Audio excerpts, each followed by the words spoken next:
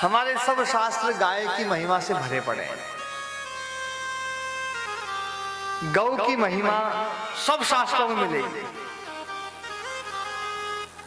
जितने भी देवी देवता हैं, हम तो देवों के उपासक हैं, देवों की पूजा करने वाले लोग, और देव पूजा सबसे बढ़िया यदि करनी है तो उसका तरीका है गौ सेवा।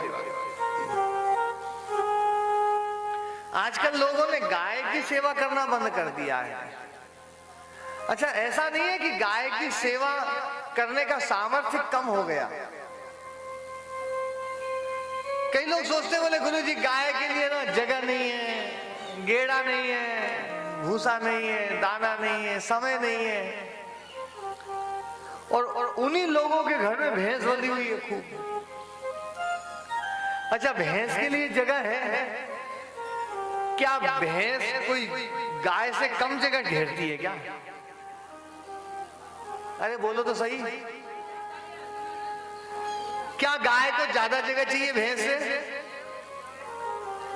क्या गाय को भैंस से ज्यादा गेड़ा चाहिए? क्या गाय को भैंस से ज्यादा पानी चाहिए?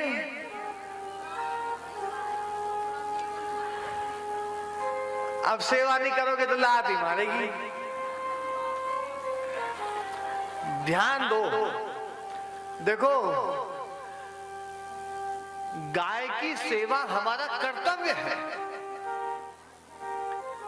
भैंस को रखना कर्तव्य नहीं बताया है। भैंस को तो तुम रख लो, नहीं रखो कोई बात नहीं, चलो ठीक है, लेकिन गाय की सेवा तो कर्तव्य है। और हमारे गुरु जी कहते थे महाराज जी कि कर्तव्य वो है जिसको करने में तुम स्वतंत्र नहीं हो, जिसको करने में तुम ये ना कह सको कि इसको चाहो तो करूं और ना चाहो तो ना करूं। कर भी ले और ना करें तो वो तो कर्तव्य नहीं रहा, वो तो स्वतंत्र कर्म हो गया। कर्तव्य वो होता है जिसको करना ही है। जैसे बैंक में आपके पैसे रखे हुए हैं, मान लो अब बैंक में आपके पैसे हैं और आप पैसे निकलवाने जाओ तो बैंक में वो जो कैशियर होता है ना, जो पैसे देता है, उसका कर्तव्य होता है कि भैया जिसके खाते में पैसे हैं उसको पैसे देना। अब वो यूं कहे भाई अच्छा ठीक है भैया तेरे को तो पैसे नहीं देंगे, तूने राम राम नहीं करी तेरे को पैसे नहीं मिलेंगे, तू बढ़िया अच्छे से बोला नहीं तेरे को पैसे नहीं देंगे। कभी ऐसे बोल सकता है वो? कभी नहीं ना। और यदि कोई बोल दे तो उसके सिर पे चढ़ जाओगे तुम। उसका कर्तव्य है, पैसे देना ही पड़ेगा उसको। जो काम करना ही पड़ता है उसी को बोलते हैं कर्तव्य। तो गाय की सेवा हमारा कर्तव्य है, करना ही है। उसमें ऐसा नहीं है कि करें या ना करें। हमारे ऋषियों ने कर्तव्य बताया, और कर्तव्य इसलिए बताया क्योंकि इस धरती पर सबसे ज्यादा पवित्र यदि कोई वस्तु है तो वो गाय है। ध्यान देना, सबसे पवित्र वस्तु कोई है तो वो गाय है। यदि आपको अपनी संतानों को दिव्य बनाना है तो गाय की सेवा करनी पड़ेगी। मैं तो एक बात कहता हूं, प्रारंभ के 10-12 साल तक बच्चों को गाय से जोड़ दो। प्रारंभ के 10-12 साल बच्चों को गाय की सेवा में लगाओ, गाय का दूध पिलाओ, गाय के साथ में उसको जोड़ दो, तुम्हारा बालक कभी भी बिगड़ेगा नहीं। अच्छा, एक बात है, बच्चे से बड़ी संपत्ति तुम्हारी क्या है? है कोई संपत्ति बच्चे से बड़ी? और जो चीज तुम्हारे बच्चों को संभाल ले वो चीज सबसे बड़ी होनी चाहिए ना। हमारे सारे महापुरुष बच्चों को गाय की सेवा के साथ में जोड़ने की बात करते हैं। आप उपनिषदों को उठा करके देख लो, उपनिषदों की कथाओं में कदम कदम पर ही आता है कि फलाना बालक ऋषि के पास में गया, ऋषि से कहा बोले मुझे विद्या दो, तो ऋषि ने कहा बोले बेटा ये 100 गाय ले जाओ, और ये 100 गाय जब 200 हो जाए ना तब आना, तब विद्या देंगे। गाय की सेवा में लगा देते।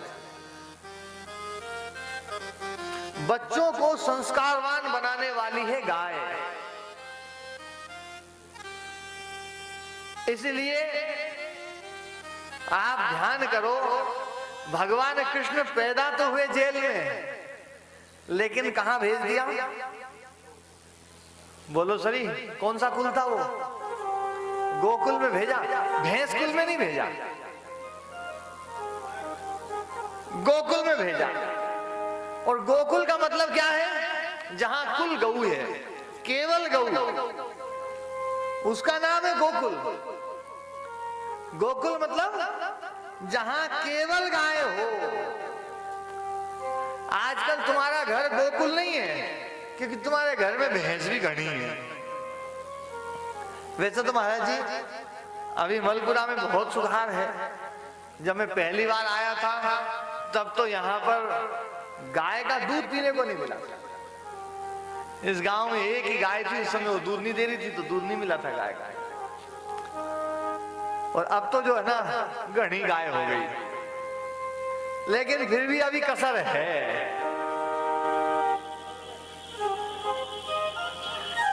और मैं जो बात बोल रहा हूं, ठीक है, आप लोगों को कई बार यूं लगता है कि गाय की सेवा में बहुत कठिनाई है, बहुत वो है, तो तुम यूं तो बताओ कौन सा काम ऐसा है जिसमें कठिनाई ना हो? क्या खेती में कठिनाई नहीं है? अरे बोलो तो सही। बच्चे पालने में कठिनाई नहीं है? बोलो, कितनी कठिनाई है? बच्चा पालना बहुत इतना सरल काम नहीं है। इसलिए तो हम मगजमारी से हट गए, मैंने ये मामला गड़बड़ है। बच्चा पैदा करो, फिर उसको पालो, वो हो, मैं तो देखता हूँ बड़ा कठिन काम है। जब इतने कठिन कठिन काम तुम करते हो और उसमें कोई भरोसा थोड़ी है कि बच्चा सेवा करेगा ही। यहाँ सब जो बैठी है सबको पता है, जितने बैठे हैं ना, कि बच्चे कैसे हैं।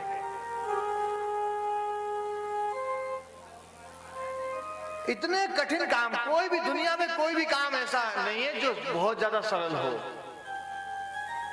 काम सब कठिन है, गाय की सेवा भी कठिन है। हमारे पूर्वजों ने गाय की सेवा को सबसे ज्यादा महत्व दिया है, केवल इसलिए दिया है क्योंकि संतान को दिव्य बनाने का काम गोमाता ही करेगी। परिवार में सात्विकता लाने का काम गोमाता ही करेगी। सात्विक श्रद्धा धेनु सुहाई। धेनु जहां है वहीं सात्विक है, वहीं सात्विकता है। और यज्ञ से भी बड़ा दर्जा गोमाता को दिया है। बिना गाय के यज्ञ नहीं है। हाँ, बिना यज्ञ के गाय तो है, पर बिना गाय के यज्ञ नहीं है, क्योंकि पंचगव्य चाहिए। बिना पंचगव्य के यज्ञ कैसे होगा? गाय है तो यज्ञ है। और जितने भी देवी देवता है ना, सबका स्वरूप गाय से ही है। आप लोगों ने आजकल एक काल्पनिक स्वरूप बना लिए, उससे धर्म को ज्यादा नुकसान हुआ है। गाय को हटा दिया और गाय की जगह कुछ और चीज लगा ली, गाय को तो बिल्कुल ही भूल गए। शास्त्र कहते हैं भगवान शिव का जो रूप है वो नंदी रूप है। नंदी रूप भगवान शिव। पार्वती जो है वो गौ रूप है, इसलिए उसको बोलते हैं गौरी। बोलते हैं गौरी, बोलते हैं। और री तो बाद में लगा दिया, जैसे अरी मैयारी, मैयारी तो री तो बाद में लग जाता है संबोधन में। किसी का नाम गीता हो तो अरे गीतारी ऐसे बोलते ना, अरे सीतारी, अरे छोरी, री बोलते ही नहीं बोलते बाद में। तो री तो जो भी स्त्रीलिंग वाले शब्द हैं उनमें री लगता है, तो गौ के सामने री लगा दिया तो गौरी बन गया है, तो वो गौरू। कई लोग कहते बोले गुरुजी पार्वती गौरू कैसे? मन की ये है ही गौरू। आप एक बात देखो, शक्ति का रूप माँ दुर्गा है। गौरी माँ दुर्गा जो है वो शक्ति का रूप है। और हमारा भारत शक्ति की पूजा करने वाला है। और शक्ति देने वाली है गाय, शक्ति देने वाली है गाय। इसलिए हमारे देश में गौरी के रूप में गाय की पूजा होती रही है। और हमारे देश में गौरी के दो रूप बड़े प्रसिद्ध हैं, एक गौरी रूप और एक काली रूप। अभी नवरात्रि आएगी, नवरात्रि में माँ दुर्गा के 9 रूपों की पूजा होती है। लेकिन 9 रूपों की पूजा में मैं यहाँ पर किसी से पूछूं ना कि भैया 9 रूप कौन कौन से, तो 9 रूप नहीं बता पाओगे। लेकिन काली और गौरी का तो सबको पता है। एक तो माँ काली और एक माँ गौरी। महाराज जी, भारत में यदि हम भौगोलिक परिस्थितियां देखें तो भारत में उत्तर भारत का जो इलाका है वहां पर गायों का जो कलर है वो या तो लाल कलर का है या सफेद कलर का है। महाराज जी के आश्रम में सब गायें सफेद है। या तो सफेद रंग की गाय मिलेगी, आप हरियाणवी नस्ल देख लो, आप थार पारकर देख लो, आप काकरेज नस्ल देख लो, जो बड़े बड़े सींग वाली आती है वो सब सफेद रंग की मिलेगी। और आप जो है ना साहिवाल देख लो, गिर देख लो, ये सब जो ना अजमेर की देख लो, ये जो उत्तर भारत की जितनी भी गायें हैं या तो लाल मिलेगी या सफेद मिलेगी। और लाल गाय और सफेद गाय को बोलते हैं गौरी गाय। क्या बोलते हैं? गौरी गाय। और जैसे ही आप दक्षिण भारत की तरफ जाओगे तो वहां पर गाय का जो रंग है ना वो लाल और सफेद कम मिलता है, वहां काले रंग की गाय ज्यादा मिलती है। तो वहां काले रंग की गाय को काली गाय बोलते हैं। अब इधर गौरी गाय उधर काली गाय। अब गाय को हटा दिया, इधर गौरी की पूजा उधर काली की पूजा। आप दक्षिण भारत में चले जाओ वहां पर माँ काली की पूजा होती है और उत्तर भारत में गौरी की पूजा होती है। तो गौरी और काली वास्तव में गौ है। हमने गौ को हटा दिया और दूसरा ही रूप घुसेड़ दिया। अच्छा, काली गाय को क्या बोलते हैं? संस्कृत में एक शब्द है, जोर से बोलो, श्यामा। जब माँ दुर्गा की आरती करते हैं, ओम जय अम्बे गौरी, गौरी बोल दिया, मैया जय श्यामा गौरी। या तो गौरी बोला या क्या बोला? श्यामा बोला। अब श्यामा तो नाम ही गाय का है। 4 भुजा अति शोभित। 4 भुजाएं किसकी है? गौ माता की। नासा के मोती, नाक के अग्रभाग पर मोती किसको मिलता है? केवल देसी गाय को होता है और किसी को नहीं होता है।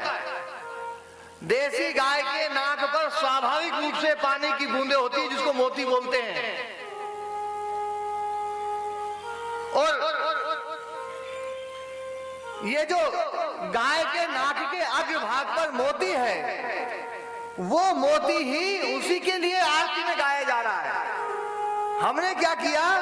हमने गाय का रूप हटा करके और एक काल्पनिक रूप घुसेड़ करके और काल्पनिक रूप को सोच लिया भैया कि हाँ नाक के अग्रभाग में मोती। नाक के अग्रभाग पर जो मोती है वो गाय के है। माताओं बहनों के नाक के अग्रभाग में नहीं होता है। माताएं बहनें मोती लगाती तो यहाँ लगाती है, यहाँ लगाती है, बगल में लगाती है ना, अग्रभाग पे तो नहीं होता। अग्रभाग पर जो मोती होता है वो गाय के होता है। सुर नर मुनि जन सेवक, सुर नर मुनि जन सेवक, सारे देवता जिसकी सेवा कर रहे हैं वो कौन है? गौ माता। सारे मनुष्य जिसकी सेवा कर रहे हैं वो कौन है? गौ माता। सब मुनि सबके आश्रमों में जाकर के पहले राजा जाता था, देखता था गाय ही गाय। किसी संत के आश्रम में पहुंचे, किसी ऋषि के आश्रम में पहुंचे, महर्षि वशिष्ठ जी, महर्षि विश्वामित्र जी, उनमें तो गाय को लेकर के वो हुआ भैया ये गाय मुझे चाहिए, ये गाय मुझे चाहिए। तो ध्यान देना, हमारे पूर्वज पहले गाय की सेवा करने वाले थे और दुर्गा का जो असली रूप है वो गौ रूप है। यदि आपको दुर्गा की पूजा करनी है, नवरात्रि में माँ दुर्गा की सेवा करनी है, पूजा करनी है, तो आप गौ की पूजा करें, गौ की सेवा करें। और दुर्गा का एक रूप है भैंसासुर मर्दिनी, बोलते ना, भैंसासुर मर्दिनी, भैंस रूपी असुर का मर्दन करने वाली। पर आजकल के लोग जयकारा तो लगाते हैं गौ माता का, गौ माता की, और घर में सेवा किसकी करते हैं? भैंसासुर की। दूध किसका पी रहे हैं? भैंसासुर का। भैंस का दूध पी रहे, बच्चों को भैंस का दूध पिला रहे हैं, और बच्चे का नाम धर रखा है गोपाल। ओ मेरा कान्हा, ओ मेरे कन्हैया, ओ मेरे गोपाल, ऐसे ही बोलते हैं। और दूध पिलाते क्या? भैंस का। राक्षसनी का दूध पिला रहे हैं। अच्छा, भैंस राक्षसनी है, ये मैंने कहा या पहले से कहते आ रहे हैं? बोलो ना, पहले से कहते ना, मैंने अपनी कोई बात नहीं तो नहीं बोली ना। भैंस राक्षसनी है, ये बात हमारे सभी शास्त्र बोलते हैं, हमारे सब पूर्वज बोलते रहे कि भैंस राक्षसनी है। और राक्षसनी का दूध बताओ बच्चों को पिलाना चाहिए क्या?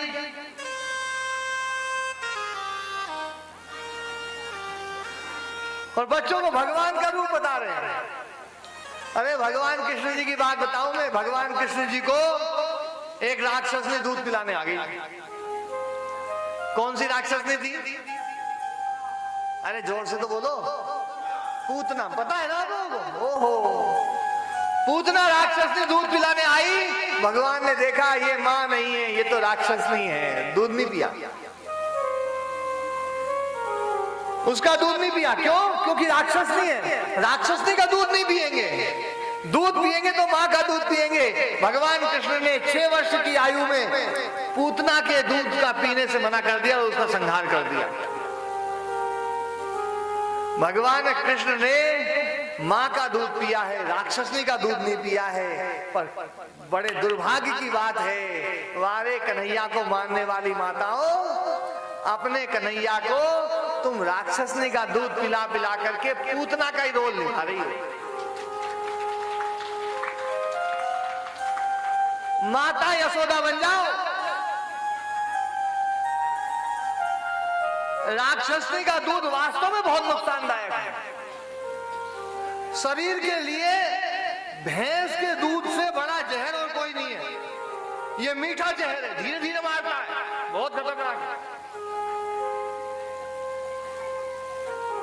मेरे को तो भैंस का दूध बिक जाए ना, उतने में मेरे को तो जो है ना, यूं लगता है यार आज तो मामला गड़बड़ हो गया। इसलिए मैं भैंस का दूध जो है ना, देखना भी गलत मानता हूं। यदि आपके घर में भैंस का दूध रखा हुआ है ना, तो भी वो अशुभ है। इसलिए भैंस के दूध से तो अपने बच्चों को बचाओ। वैदिक प्रवचन, आज का वैदिक विचार, वैदिक भजन, वैदिक सिद्धांतों संबंधित प्रेरणा ले महापुरुषों से नीति शास्त्र, नीति वचन आदि विषयों को सुनने के लिए वैदिक राष्ट्र यूट्यूब चैनल सब्सक्राइब करें, लाइक करें।